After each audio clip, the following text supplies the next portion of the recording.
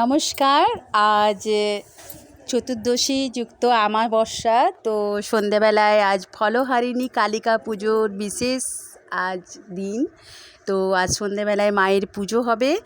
তো সকাল সকাল আমি মাকে সুন্দরভাবে সাজিয়ে দিলাম, আটপৌরে শাড়ি পরালাম। তো এই ছোট্ট ভিডিও আপনাদেরকে শেয়ার করছি। কেমন লাগলো আপনারা নিশ্চয়ই কমেন্ট করে জানাবেন। আর আমার মা সব দিনই সুন্দর লাগে ও লাগবে, সেটা বলার কিছু নেই।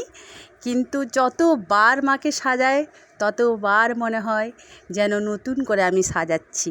আবার মাকে আমি নতুন করে পেয়েছি, নতুন করে সেই সুন্দরতার অনুভব করছি।